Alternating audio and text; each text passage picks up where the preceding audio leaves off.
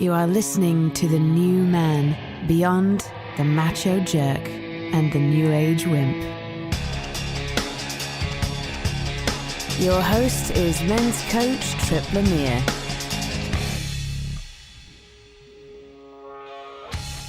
What do you say to your wife so she doesn't get upset? If you're attracted to other women, does it mean something's wrong with you or your relationship? And is your relationship something that supports you to have an amazing life? Or is it a cage of rules and limitations? Neil Strauss is here to discuss the cost of dishonesty and what he's learned from his journey through infidelity, sex addiction rehab, open relationships, polyamory, swinging, sex clubs, and now marriage and fatherhood. Many of us are walking around believing it's not safe to be honest with our partner. In fact, it's smart or it's better to withhold information. We think that the truth is going to hurt her, it's going to get you into trouble, it's going to break connection, and then you're going to end up alone, you're going to end up unloved. Something bad's going to happen, basically, if you tell the truth. So we look around and we're hanging out with other people that are thinking the same thing and they're doing the same thing, so it just becomes accepted. This is just how things are done. So I've worked with quite a few of these guys that are doing this kind of thing. They're unconscious of just how dishonest they're being. They're constantly wading through and maintaining this level of bullshit in their life, and that creates a high level of anxiety, a high level of tension. And then they go seeking relief through some kind of activity where they can numb out, like porn or maybe some other activity that they want to hide from their partner, and this sets up a vicious cycle. It really tears a guy apart, tears his relationships apart. It creates this scenario like he's damned if he do, damned if you do, damned if you don't kind of thing. So when a guy comes to me and he asks, what do I say to her so she doesn't get upset? I know he's avoiding the truth. He's seeking temporary comfort in hopes that he can outrun the consequences of his choices. So today I want to talk about the cost of dishonesty in our relationships, how to stop seeing our relationship as a cage of rules and limitations, and how to stop seeing our partner or treating our partner like some kind of mother or authority figure. Like somebody that she's this person that gives you permission to do the things that you want to do. So I'm excited to have Neil Strauss here. He's the author of The Truth, an uncomfortable book about relationships. Neil, thanks for coming on the show today. Thanks for having me on, Tripp. Great introduction. It's funny about the last thing you said about seeing our partner as an authority figure, because I was reading a story in the news. It was probably a couple years ago, but I just stumbled across it. And so somebody was at home with his wife, and all of a sudden, two masked intruders with guns burst in front of his wife, kidnapped him. Wow. And then he showed up at home the next day and said, they kind of set me free. I'm finally, free. And it was such a horrible ordeal. And they called the police, and the police investigated. And it turned out he actually had his friends stage a fake kidnapping so he could go out for a night and party and have fun. Wow. That happens, right? That's an easier thing than just saying, hey, I'm going to go out with my friends tonight. Right. And it was just insane to me, because it was like, okay, yeah, like you said, making your partner into an authority figure. It was like, okay, you could have said, hey, I'm going to go out with my friends tonight. And your partner or wife could have said no. And you could have said, well, you know what? I just want to go out. I want to have drinks. I'm going to stay out late. It's been a while. And I'm going to do it anyway and take the consequences of your behavior, whatever they may be, if you want to do it that badly. Right. But it's amazing how people can create kind of parentalize their partner instead of just and how they're so afraid of somebody's emotions that they can't control. Yeah, they actually think like there's something bad that's going to happen, some kind of physical. Anyway, we can get into that. It's not rational. I mean, that's the whole thing, is we're not dealing with anything that's rational here. And I want to come to the book, because the book is so powerful. And there, your mom plays a big role in that. But before we get to that, you kick off the book in a heavy place. You just cheated on your girlfriend with her best friend. You revealed that there was a pattern of hiding, withholding information. So you head off to rehab, and I'm curious: does that mean that were you really a sex addict or a love addict, or were you just someone who was struggling with being honest and transparent? It's a good question. I kind of went to rehab with the idea that it was going to be a crash course in understanding intimacy. Like I kind of thought, and also I thought that, hey, if I wanted sex so badly that I hurt somebody I loved and hurt and lied to somebody I cared about for sex that wasn't even that good anyway. Yeah. And then is sex such a powerful force in my life that I'm willing to, break my own moral code and hurt someone I care about, and maybe mess up my future just to get it.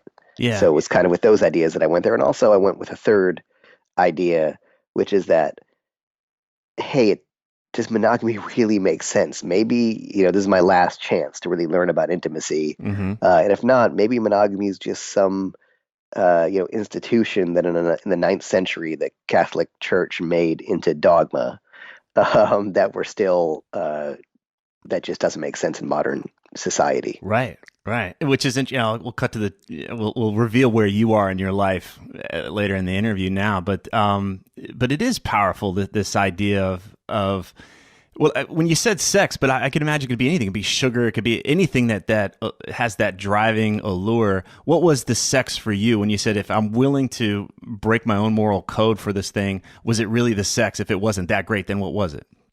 Yeah, I think I think for me, it was just hard to say no to sex. Like if it was just hard to say no to a sexual opportunity. It Hmm. hard not to take a sexual opportunity. And I mean, the way I rationalized it was variety, and the guy needs variety, and variety makes sense. And so there were definitely many kind of evolutionary and psychological justifications for it. But for me, it was just and probably on a deep level, for sure, like validation. Yeah. There's something in the game that I really think a lot of the game was a book about male insecurity and healing self-esteem in the shallowest way possible, which is if this beautiful woman's willing to be naked with me, then maybe I'm okay. I must be worth something if she's willing to allow me to be in her body. Right. And that's a drug addiction in itself, Yeah. because then you have to probably keep experiencing that to keep feeling okay with yourself. Okay. So you went to sex rehab in service of exploring these questions to learn about intimacy. Then you went the other direction. You explored tantra. You did sex clubs. You explored swingers, or I guess they call it the lifestyle, polyamory. You lived in a house with multiple women, having sex with, they were sex partners. So what were you seeking to find there? What was that in service of? My intention, as wrongheaded as it was, I really thought I was going to I wanted to find, a guy named Reed Mahalka, who's a sort of alt sex educator, um, has this saying, find your own species. I think that's a saying. Hmm. And the idea being, the idea being that some people theorize that the way that people are straight or gay or bisexual, that the same goes for sexual. We're monogamous or non-monogamous, and the non-monogamy umbrella. Are we open relationship or polyamorous, or maybe abstinence, another option? So, Hmm. so the idea that maybe I'm just not naturally monogamous, but doing it because it's the model that the culture has set forth for me, Yeah. in every movie and book and everything else. So I kind of wanted to say, hey, maybe there's another relationship out here that gives me everything I want, that gives me uh, love, connection, and intimacy, but also gives me freedom and doesn't close doors on options and possibilities, and you can still have that, what they call uh, strange ass is a term I think they use so. in the That's the community. technical Yeah, term. Yeah. strange ass is the technical term, which is like you just sometimes just you want some strange ass. Or there's also another term, new relationship energy, that excitement of when you start a new relationship with Mm. someone, you're sort of smitten head over heels. So can I still have love, connection, intimacy, and honesty, yet have some strange ass and new relationship energy? Got it. And did you get a sense that you were running away from anything at this particular time? We could be running towards something. We can be seeking that new experience. I want to feel alive. I want to make the most of my life, and that can look healthy. And then there's times where we're running away from stuff. What was going on for you? The great thing about writing a book is that you get to see yourself from the outside once you start writing it down on paper. Hmm. So at the time, I thought I was running too, but in retrospect and reading my rationalizations for my own decisions, I was definitely running away. And your mom features prominently in the book. There's a lot about your past in there. Was that what you were running away from? Yes, there's a fascinating, and I think this will resonate with a certain amount of people. So don't think about my life as I say this. Think about your own. But there's a fascinating sort of relationship, let's say archetype or pattern, and the overall idea is that, as one of the sort of mentors I have in the book told me, she said, "Oh, show me your relationship with your opposite sex parent, or same sex if you're attracted to the same sex. Show me the relationship with that parent, and I'll tell you what your relationships are like today." Hmm. And the overall idea is that, the entire architecture of your brain is being built in your first years of life, and how you bond with that particular caregiver really will sort of create a template for love, and also how you see love modeled in your parents, but Right. more so how you bond with the parent of the same sex creates this sort of template for your that you go out and then look for later in life, and it answers some of the questions like, well, I was super attracted to that person, but then after we had sex, I wasn't so into them, and then I was sort of not so attracted to that person, but after connecting with them, getting to know them better, I'm like obsessed with them. And why is that? Why do I have chemistry with one person, not chemistry with someone else? And it answers those questions because they're elements of our caregivers we're seeing in them. Got it. So the overall idea is, and sometimes, or the opposite, but it's all related to the caregiver. But the overall idea in my case was, we're really familiar in our culture with the idea of abandonment, which is, a parent not being there for you. But what we talk about less is the opposite abandonment, which is, enmeshment or engulfment. Mm-hmm. And the idea that the parent is psychologically overwhelming for you. And people are not always aware of how this happens. I'll give a couple quick examples. So enmeshment can be if you have to be, basically it's whenever you're taking care of a parent's needs instead of them taking care of yours. Mm. So simply, if mom is full of anxiety all the time and always worried about you, you're really coming home so she's not worried. You're not coming home because she's setting appropriate boundaries for you that you can then, take off into adulthood. Right.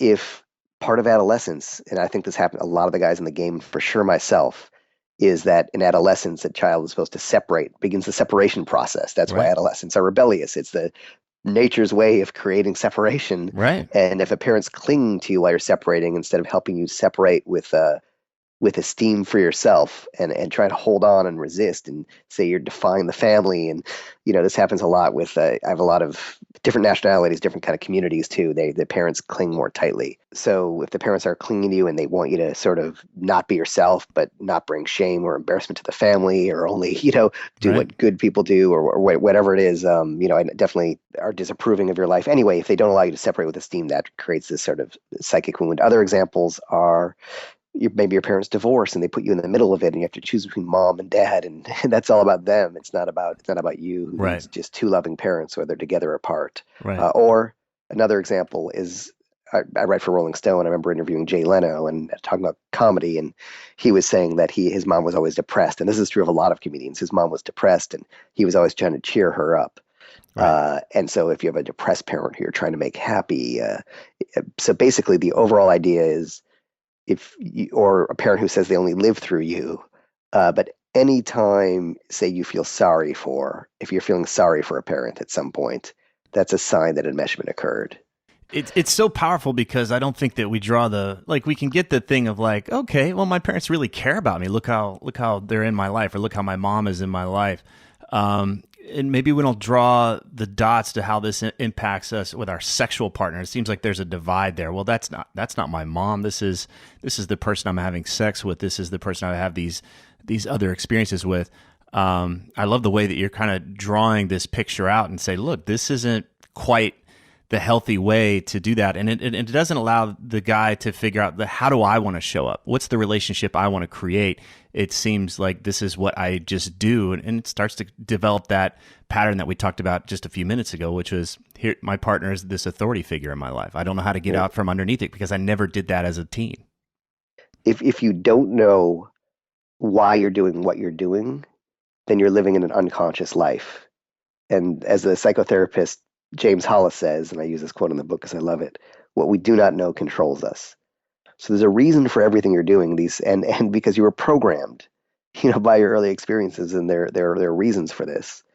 And as you just said, and we can talk about it now, is how, so okay, we just described this pattern, but how does it affect your relationships? And it's easy. it's hard to see yourself because unless you experience some sort of abuse that's, commonly thought of as abuse, it's hard to see any of our upbringing as anything but normal because, well, we lived with it for 17, 18 years. Right. So it seems normal to us because that's what we experienced, but sometimes it takes someone from the outside to point out the patterns. Right. That you don't see. I mean, I really thought till I actually thought I was normal, and I just wrote books about the crazy people, and I was a normal person observing them. And this is probably the first book where I realized, I was just as crazy as everyone, and so was everybody. Right. Everybody's got some version of this somewhere in there. We've got something that we got. Yeah. And if you're listening and you're thinking, because this goes to maybe 5% of your audience, you're thinking, not my parents are great. If you're idealizing your parents, that's usually the worst stuff. So just be careful if you're thinking my parents are great. Especially if you use the word perfect in your head, because nobody's perfect. The only person who's perfect in sort of a mythological sense is a deity, right? And often when someone's trying to sort of defend their parents, it's because either a parent set themselves up as God in the sense that they were always right. Right. Or that somehow betraying the family, or betraying your parents, it was such a sin because you owe them life, which again is setting up in a God context. Yeah. That you can't that saying anything negative about a parent is betraying the family. But Yeah. you said at the top of this call that it's about being honest, and part of the honesty is being honest with yourself. Right. And it's not about blaming parents, but it's about actually understanding yourself and just seeing it as a movie. Yeah. What causes had what effects on you, and there's no blame because guess what? We're all adults listening to this show, and we're all responsible for changing and improving. Just because were born with a certain template, or born to certain parents, or had certain parent patterns of upbringing, there's fortunately neuroplasticity, and we can change. Well, I like that you're bringing it back to personal responsibility, because there are people that create a story. They come up, they're wound worshipers essentially. Oh, well, my parents were this way, therefore I'm fucked up, and I'm a victim. Basically, Right. They're powerless to do anything about it. But without this awareness, it's not that we're sticking our head in the sand. It's just calling it what it is. Okay, this was my upbringing. This is how I was impacted by it. Now, how do I want to respond? How do I want to move forward? Because I'm educated. Now I've got a better perspective on how things are, but it's not about living in this way of like, okay, I just walk around condemning my parents or putting them up on a pedestal, but what is it that I want to do? I don't need to hide anything from myself any longer. Right. What we're saying is you can't repair a car if you don't know how the engine works. Right. Got it. Has your mom read the book? I mean, has there been any fallout from your folks? It's interesting. I think there was just so let's see. So it's just strange, but it's very strange. So I don't know if they've read it or not. I definitely know that that we're kind of it's almost like just not discussed. It's just like the elephant in the room, like all the problems, for a while. Well, here's what's interesting. They didn't speak to me, but not necessarily because of the book. Okay. What happened was that where we're going with this talk about enmeshment is it creates a relationship pattern. And the relationship pattern is that you become what's known as like a avoidant. You can become avoidant in relationships. And it doesn't mean that there are some people in a small minority who avoid relationships altogether. But what's much more common is wanting to be in a relationship, wanting love, wanting to connect, whether it's now or at some point. And then as soon as someone really falls in love with you, you start to experience love as neediness, and also you'll tend to pick a pretty needy person as well, who is abandoned on by their father. It doesn't have to be materially abandoned; it could be emotionally abandoned, or Right. a father not present. Dad's always working hard and not there for them. It doesn't have to be a father who just left them. Right. Anyway, you'll experience love as neediness. So when someone loves you, you just feel like it's almost like mom again. She like drained and sucked your energy, and you were trapped in her rules or emotions or Right. Depression or anxiety or emotional support, whatever it may be. And then you'll just start to withdraw. Like suddenly you'll find that person less interesting, and they'll be sort of overwhelming, and you'll start to like you said at the top of the show, either maybe start to have a secret life or need some intensity outside the relationship or start to sabotage it. And as Hmm. you do that, or you withdraw, or even just withdraw a little bit psychically, like maybe they just touch you and you just want a little space sometimes. Yeah.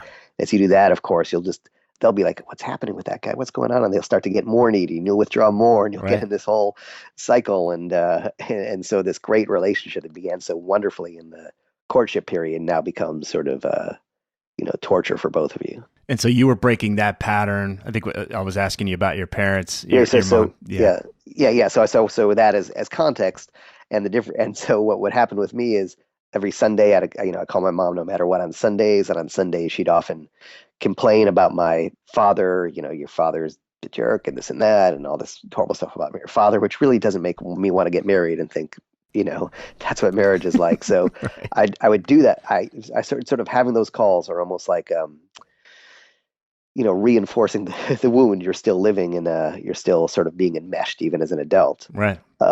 And so I had to create a boundary or sort of cut off, not talk about that stuff with my mom anymore, not be there to uh, have her complain about my father anymore. And by actually cutting that, she, didn't want to speak to me for a while, Got it. Got it. which Yeah. is interesting. It show you what your role was in her life. Well, if you're not there to emotionally support me in my troubled marriage, then what good are you? Right. The Right. interesting thing about enmeshment is this, where abandonment feels bad. You feel worthless, you feel shitty, and on a psychological level, because before the age of say 8 or 7, the world revolves around us. It's like, what's wrong with me that dad or mom left me or isn't there for me? What's wrong with me? Hmm. Um, Enmeshment feels good. It feels, as the writer Pia Mellody, who some of these ideas about love avoidance and love addiction came from, she says. That it's falsely empowering, so it feels good. Oh, mom's confiding her secrets in me, Right. or she only lives for us. She must really love us. So Right. it's a trickier one to identify because it's falsely empowering. It actually feels good at the time, even though it's robbing you of your childhood. You're probably not going to challenge it. You're not going to be like, if this feels good, it must be good. So, I'm not going to challenge it. Right. I mean, heroin feels good. Let's talk about leaking energy with other women or porn. That's in a lot of guys that I know when they're doing this, they're escaping some form of anxiety. You talked about cutting things. You talked about breaking patterns. You went on a break. Anhedonia, is that correct? Am I saying that right? Yeah. Okay, so you cut out porn. You had all these restrictions on internet and phone use. So, what was it? What was going on there? Why were you doing that? How did it help you? Sure. Yeah. I think what I realized that it's whole that a lot of the journey was a running from and not a running to, and that for sure after all the relationships you described earlier in the show and uh, the wild times, that I sort of like need to do like I mean it needed almost detox to like Yeah. reset my brain's dopamine receptors, expect just a little bit less intensity, pleasure, and stimulation, and also to sort of do the most important thing, which is if you want to have a great relationship, the most important thing to work on is your relationship with yourself. Right. Because A, you can't control the other person, and B, your relationship is actually not about the other person. It's about how you see the other person. When I was all enmeshed and really sort of in the thick of it before I did the sort of some of the healing stuff and the psychological stuff and setting the boundaries, I really saw Ingrid, who was my girlfriend at the beginning of the book. I really saw her as overbearing and overwhelming and too critical and i.e. mom. and Mm-hmm. and now she can do the same things, and I can see them as coming from a place of love and like fun and caring. And it's the exact same things. All that changes is the way I saw them. Wow, I love that piece. It's not about the other person; it's about how you see the other person. Everything's how we're perceiving the world. So you cut all this stuff off just so you could get a better sense of how you see the world. But it's really just honing in on that relationship with yourself. If you're not doing all this shit, you actually get to be with yourself. You actually get to have your own experience. Yeah, and you get to understand and know yourself, and like be responsible for your side of the argument versus resentment. So resentment, there's a great quote like, resentment is like taking poison, hoping that someone else will die. Mm, um, yeah. but because resentment is the big. If you have resentment in your relationship, then you're not communicating or you're holding in stuff. And And that's what may lead to the acting out stuff you talked about. Yeah. There's nothing wrong with pornography. There's nothing wrong with uh, a lot of sex. There's not, as long as it's something you enjoy and it's for pleasure. It's not medicating yourself so you're not feeling a certain emotion or trying to disconnect or self-soothe or something. It's interesting. I went through a period, I think it was almost a year, where this was before the internet. I'm dating myself here, but Right. I couldn't even watch TV. Like I didn't do anything for basically, I didn't date.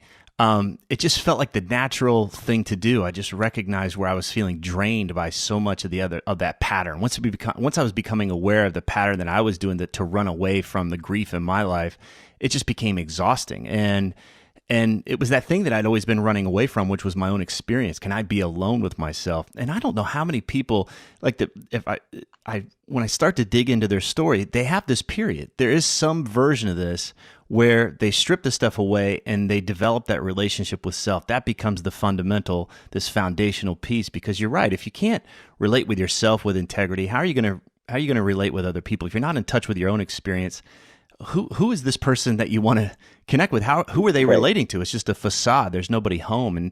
I'm glad that I saw that in this book here, that you weren't going to necessarily find all the answers and all this, what other people said. Ultimately, it was going to be about stop avoiding yourself. Yeah, there's a great line one of my mentors in the book said, which is only when you can be alone without loneliness are you ready for a relationship. Right. And the second part of what you said is it's one thing it's good to sort of kind of hit a reset point, like like turning off your computer and turning it back on so it can run quicker. But also you also want to sort of start working on the dysfunctional patterns, so to do some sort of deeper work. So I think if I just solely took the time off, I think it's good. I can come in fresh and clear headed. I can kind of reset my, say, pleasure points and know myself a little better. But the other part was I sort of looked at the enmeshment we were talking about, or looked in, it could be for anything. You don't Right. might not have that pattern. Maybe you're opposite. Maybe you're abandoned by mom, and then you get really needy in relationships, and you fall in love with people who are unavailable. So you might have the opposite. But you can look at, say, what I'll call like your core issues. Your core issues.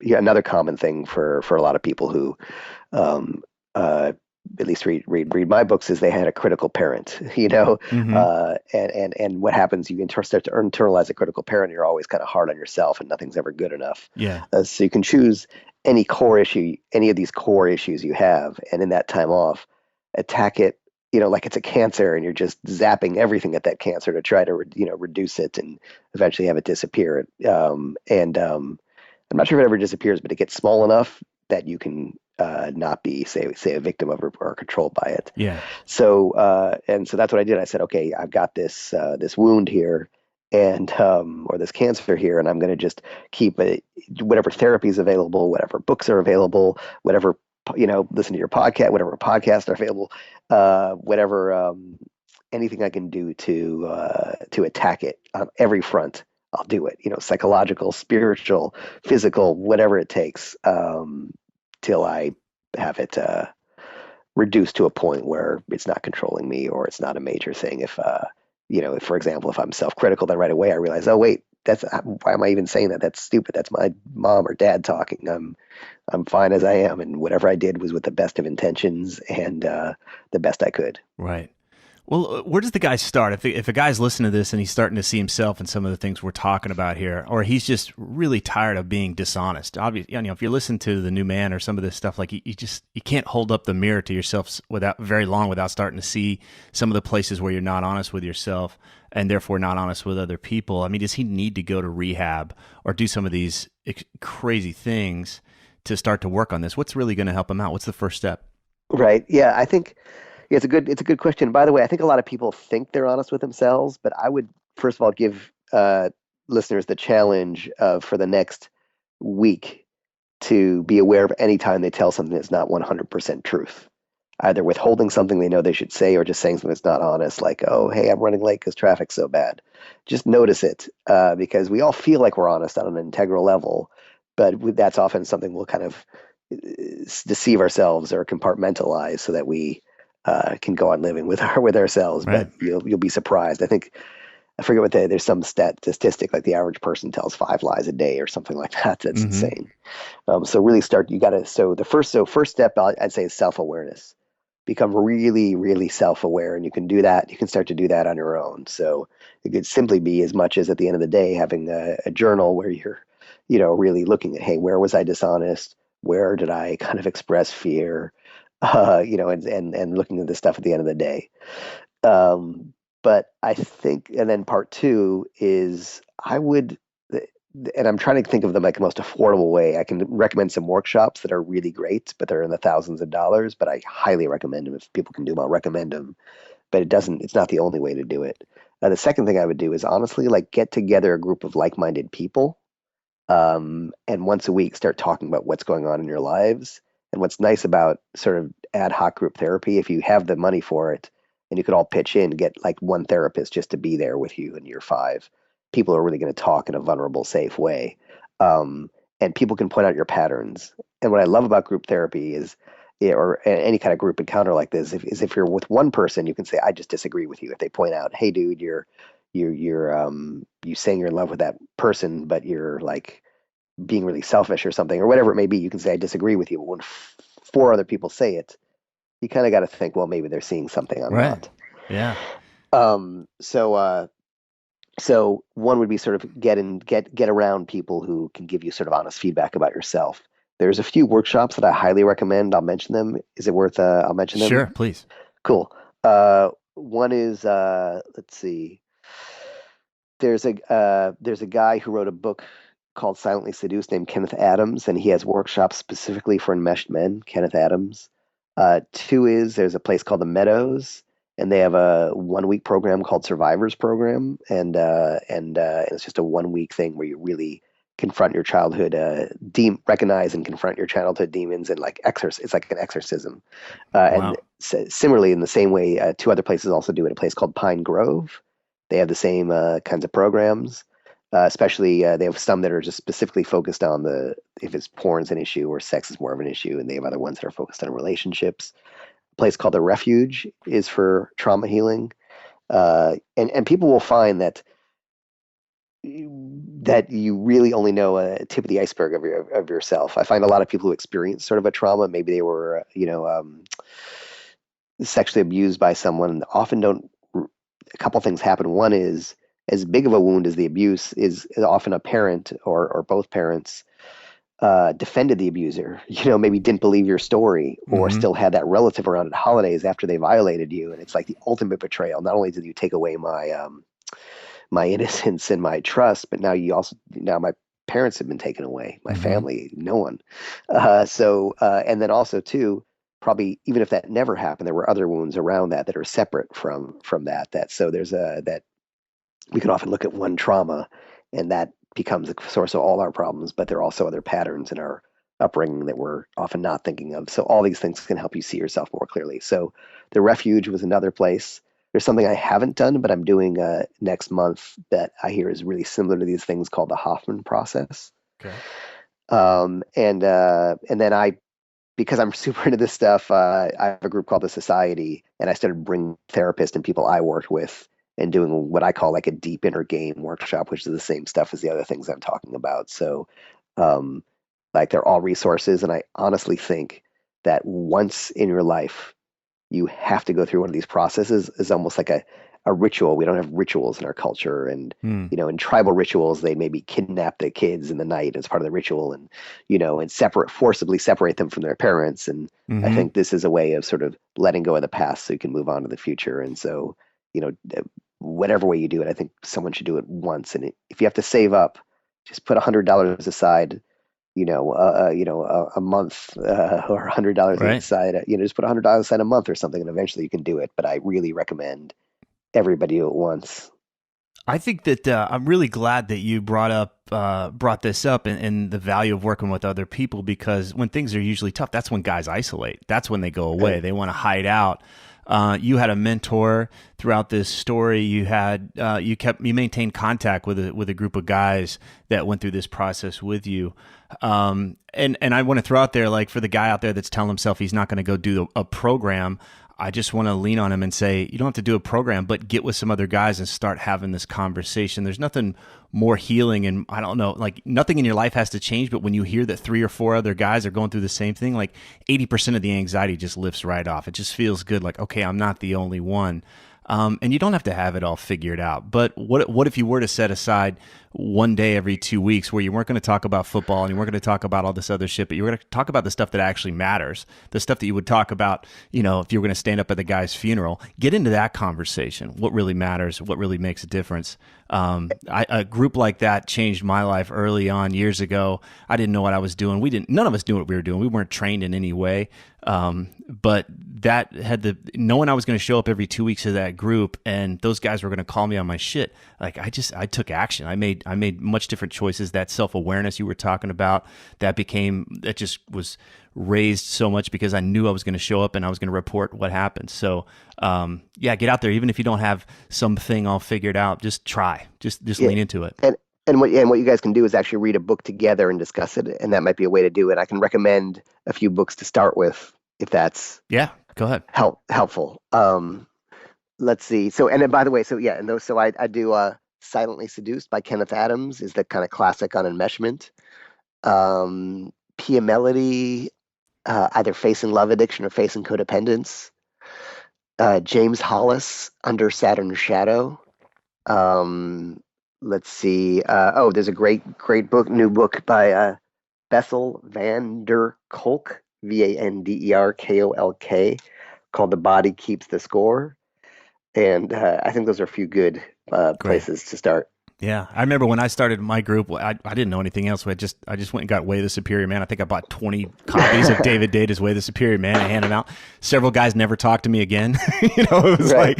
But that's where we started. We just pick a chapter and talk about it. And what are you going to do this week and not. But yeah, if you want to go more of the therapeutic route, the healing route, I'm glad you brought those. Or choose anything, or do. And again, not to promote my own book. It's been out for a few months and it's fine, but I think The Truth is an easier read because it's a story and relatable versus sort of like I don't know, I tend to read nonfiction really slowly and sometimes it feels like a chore. Yeah. And so I try to make at least the stuff I write like, a story you can't put down. Yours is definitely a page turner for sure. I want to bring up something. At one point I felt really guilty about feeling attraction for other women. I thought there was something wrong with me or there must have been something wrong with my marriage. And it weighed on me heavily until I talked it out with my wife. And if you guys are listening to this, you can go and hear the interviews I've done with her and how we worked through all that stuff. So, but if this guy's out there and he's feeling attraction for other women, and he's carrying around these ideas, does it mean he's a shitty boyfriend or does it mean he's a shitty husband?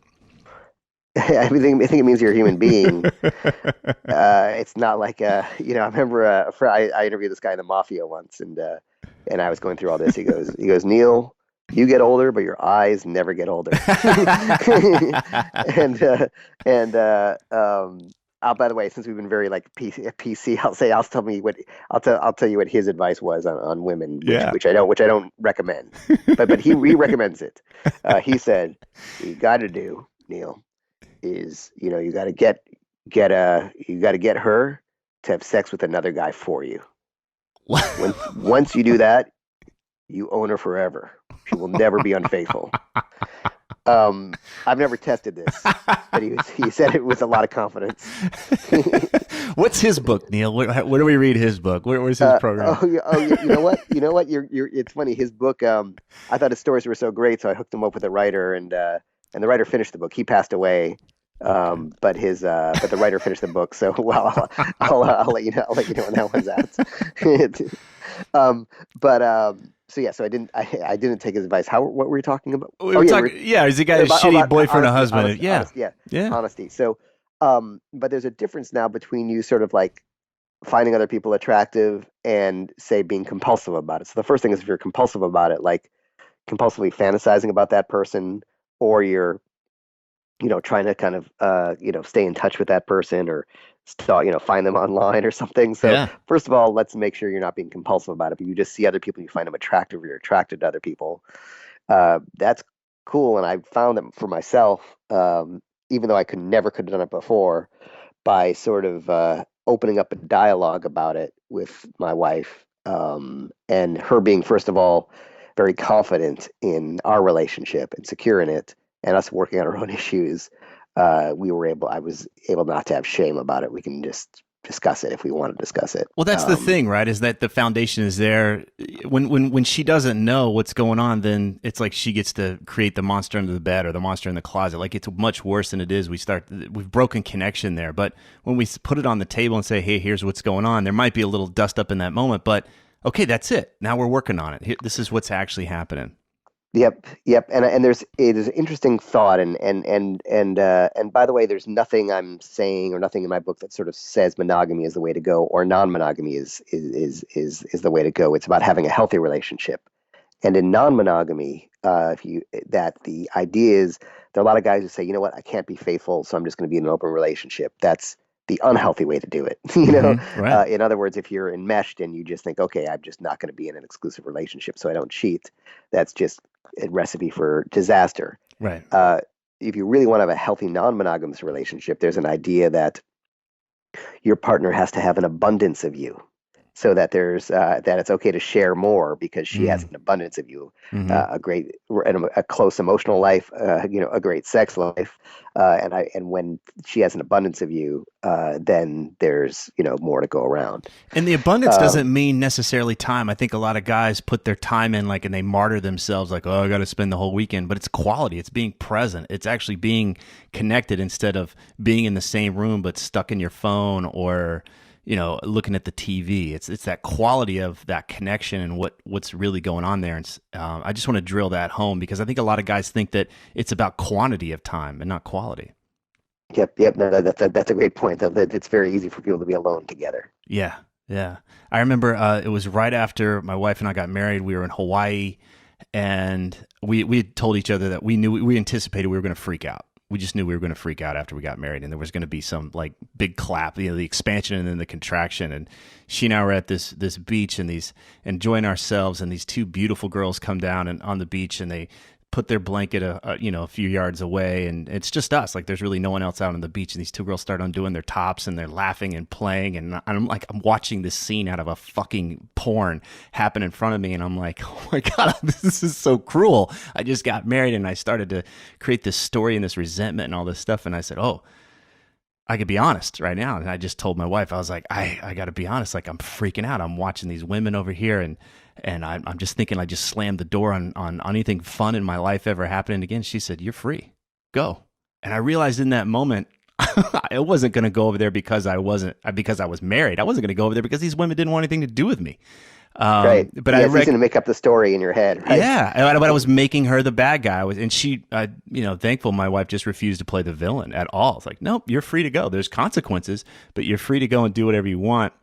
And I just remember so much steam being let off there. And I, instead of walking around for weeks or starting this marriage off on this foot of this bitch doesn't let me do what I want, or, because of her, I can't do this and that.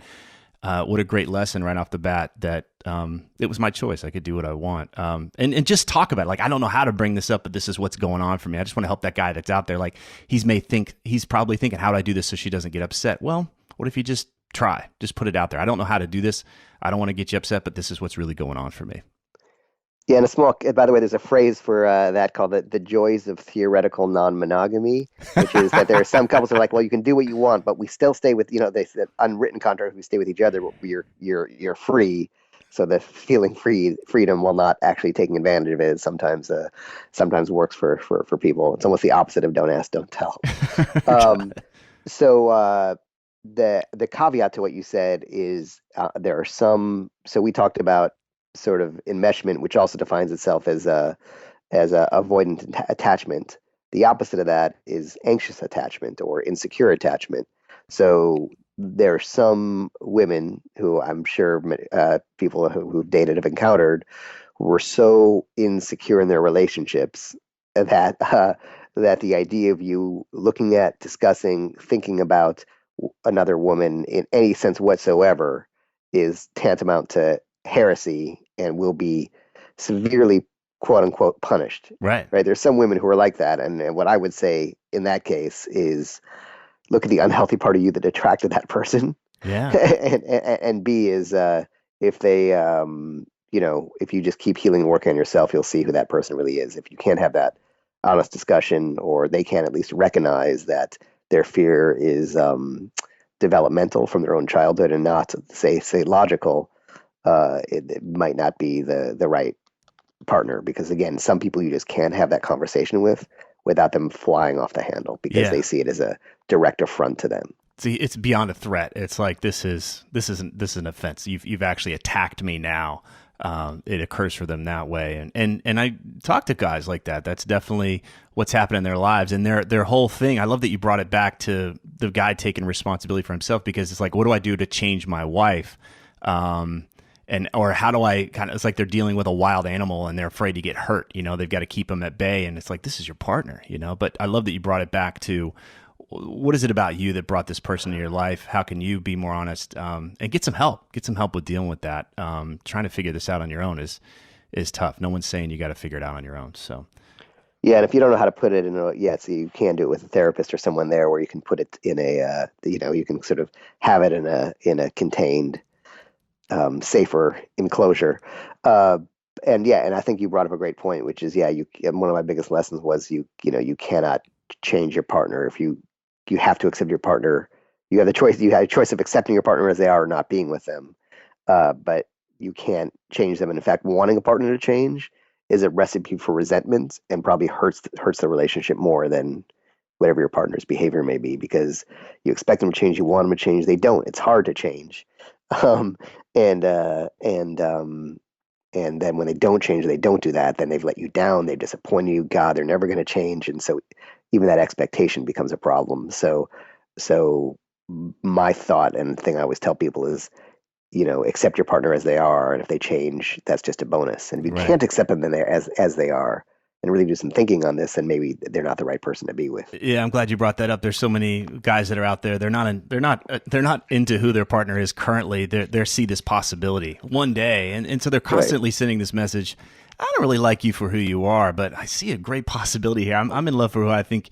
I'm in love with who I think you could be, and I'm aiming for that. But there's still always this undercurrent of, you're not acceptable. I don't love you as you are. That's a shitty foundation. Right. And a lot of times this person who they want the partner to be is just really about control and not about what's best for the partner. It's sort of like, I'll talk to people, and this is a common classic relationship avoidant thing. They'll be in a relationship with someone and be like, but I just want to break up with her because we can't talk about some of the intellectual things I like. A friend of mine just said this, we can't talk about like the books I'm really into and the movies I'm really into. She just doesn't like that stuff. I'm thinking of a new partner. I'm like, wait, talk about it with one of your other fucking friends. She doesn't have to be a mirror of you. Yeah. Talk about it with someone else. She's still fucking awesome. I think she's great. She's super spiritual. She's like really cool for you. Like, she's beautiful. And like, okay, so there's one thing that you can't talk about her with.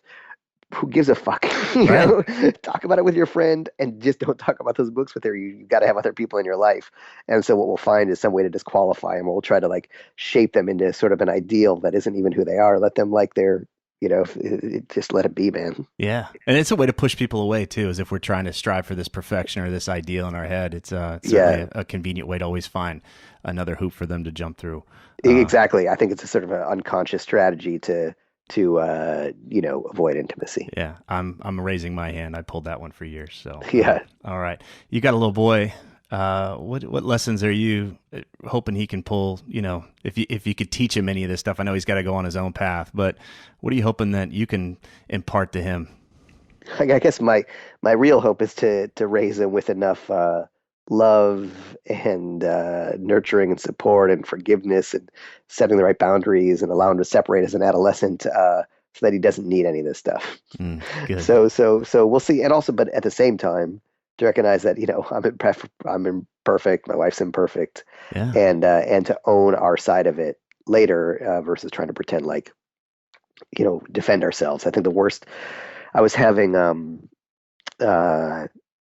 there's a actress named Jane Seymour who's written some books, and I was at her met her, and we were talking about this subject, and she said, she was saying, my kids came up to me. Or one of my daughters, or I can forget who it was, came up to me and said, "Hey, you were ever there for me, Mom?" And she goes, and I pulled out my photo album. And I said, "Look, here's a photo of us together in Paris. Here's a photo of us together here. Here's this. How can you say that?" And I said, "You weren't there for them again. Like, what they really want you to do was hear and listen and acknowledge their reality, not defend yourself." And so I hope that I can sort of own up to, accept their reality of my imperfections Yeah. as well. But knowing this stuff that we've been talking about, like, has helped me so much, as a parent in every possible way, to recognize that I'm there to serve his needs and he's not there to serve any of my needs whatsoever. And that he's a little sponge and will absorb any kind of energy that's around him. And so what are we modeling for him? Making sure that Ingrid and I's relationship is also survives, and keeping our relationship strong on all levels. Yeah. And I think the other thing I was going to add was this, that one of the biggest things I learned from having a child was that I think we were talking earlier about people who defend their parents or say my parents sacrificed for me. And what I really realized is, like, it's not a sacrifice to have a child. It's a joy and a choice you make. And that, and it's pleasure. Like when I see him in the morning and he smiles and, or he cuddles against me and drinks his little bottle and, or does his first steps. Every day is a pleasure, and he owes me nothing. Yeah. I love that. It's what a gift to be able to give him that. Like, you owe me nothing. And it's selfish if a parent says you owe them something. It's because they sacrifice for you. It's selfish. Even, I used to think too, my parents, like, they clean the shit off of me and all that. Honestly, I like changing his diapers. I get to be close to him, Yeah. So if your parent is saying that you owe them something because they sacrificed, sorry, you got selfish parents. You owe them nothing. Well, I love that. I love that piece too. I remember I grew up, I had some resentment towards my father, and I wasn't even really conscious of it, but I remember listening. I can't remember who the guy was that said it. It was like, if you're not in jail right now, if you're not being taken care of by the state, your dad did his job, give him a break. And I remember just feeling like, oh, wow, because I was holding him up to this other standard. He was supposed to be all these things. So, yeah, anyway, where we're walking around thinking that life or our parents or somebody else owes us something, it's a really painful place to be. Yeah. If there's anything I'm really taking away from your book and all of this experience, is that it's about the relationship you have to yourself. Create from that place instead of trying to get it from the world and get it from other people.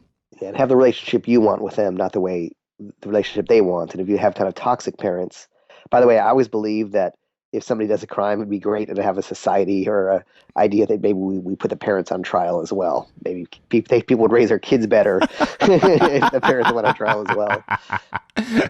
Right on. But I was going to say that there are some cases where, there's some cases where I would recommend having have a relationship with your parents with boundaries. If dad or mom are still critical, just cut it off. Say, hey, it's not helping me do better. It's actually making me do worse. So let's not have this conversation anymore. So either have a relationship with your parents with boundaries, but I also believe there's the idea of a family of origin and your family of choice.